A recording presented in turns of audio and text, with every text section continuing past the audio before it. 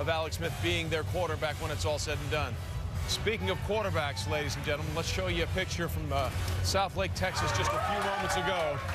It appears the wait is over for Greg McElroy. Now, the last time we talked to you or told you about him, it was the St. Louis Rams that were in the picture.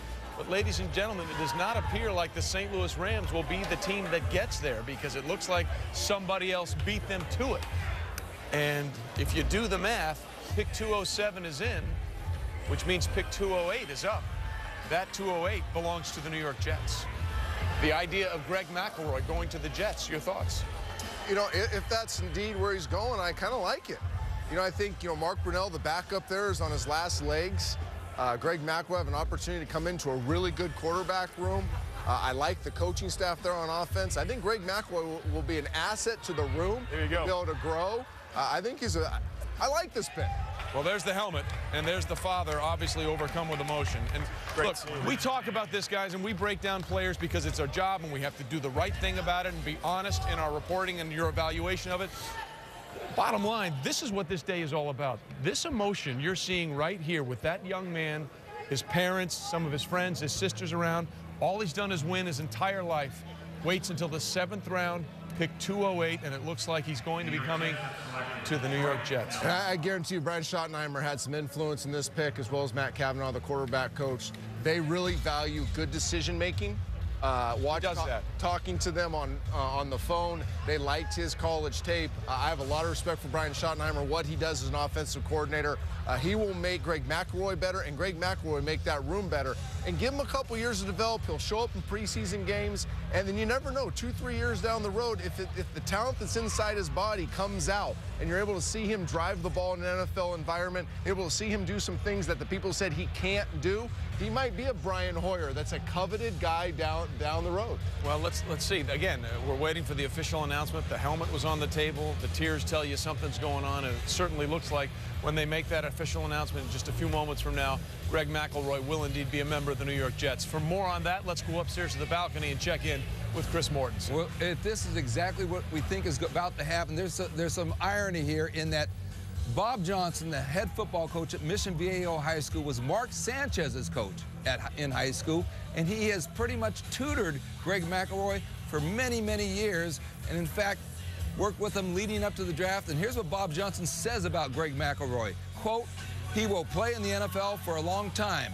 If he wanted to run for president, I'd vote for him. If he wanted to be a coach, he'd be very successful." So Bob Johnson, who coached Mark Sanchez at Mission Viejo High School and has tutored Greg McElroy all along, absolutely would put his stamp of approval if the Jets take Greg McElroy here.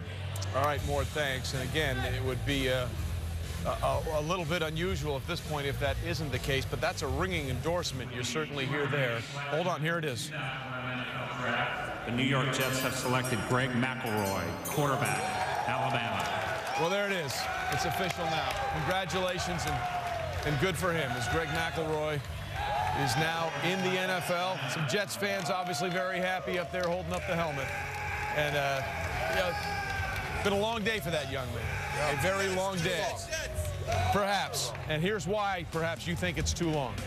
Well, once again, there's a double standard in the league. When a guy makes good decisions and they see a lot of upside, you call him Tom Brady and Peyton Manning. I understand that, right? But then there's guys that don't show a ton of physical ability. Not that he doesn't have it, it just didn't always have to come out. He didn't have to extend plays, make a lot of plays. He put the ball on time, on location, when he was asked to do it. He operated a highly sophisticated college offense. He didn't lose ever till this year.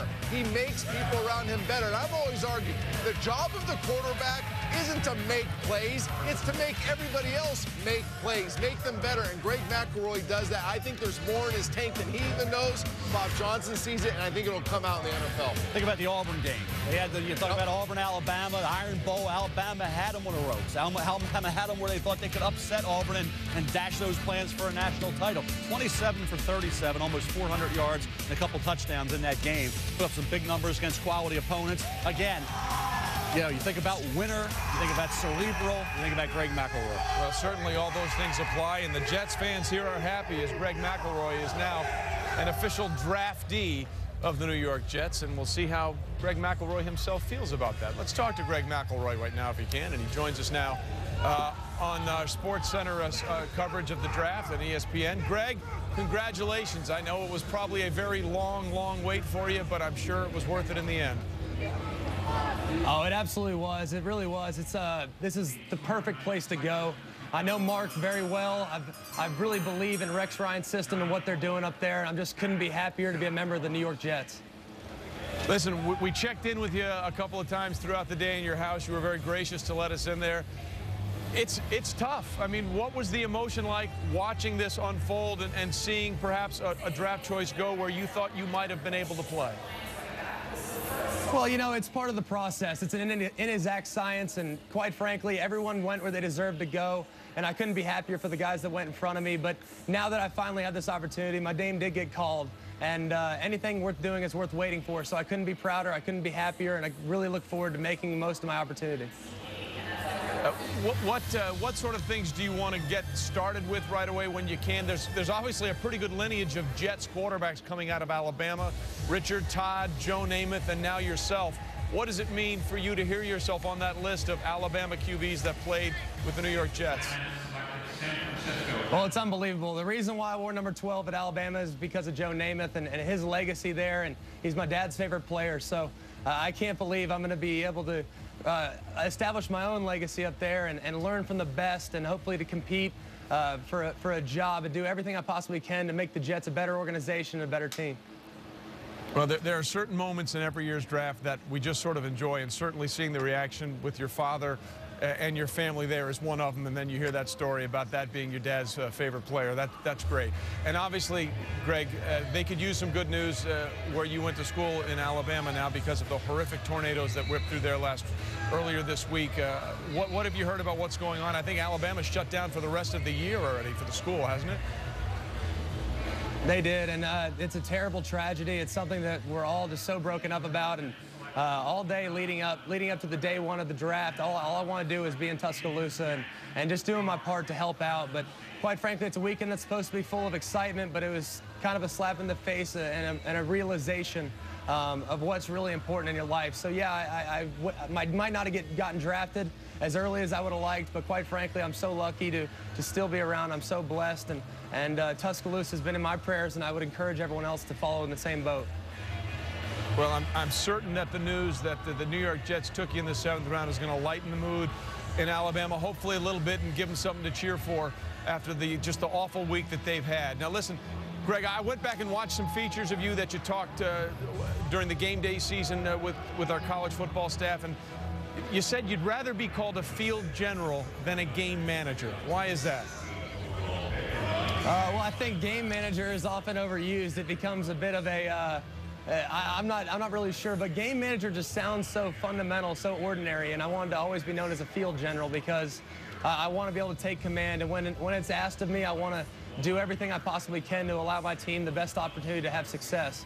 So quite frankly, field general, game manager, game breaker, it doesn't matter as long as you're getting the job done, and whatever you want to call me, then go ahead and do it, but I'm going to continue to do my best and try to work as hard as I can in order to be an effective player in the NFL.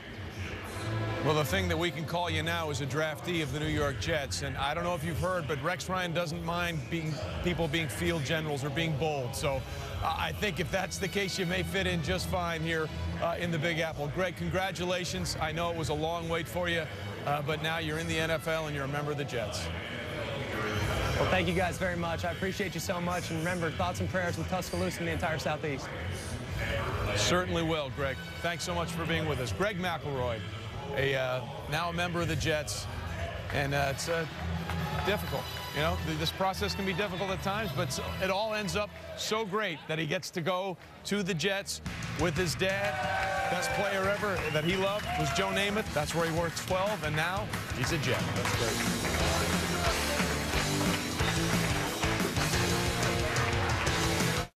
First, the Celtics stormed South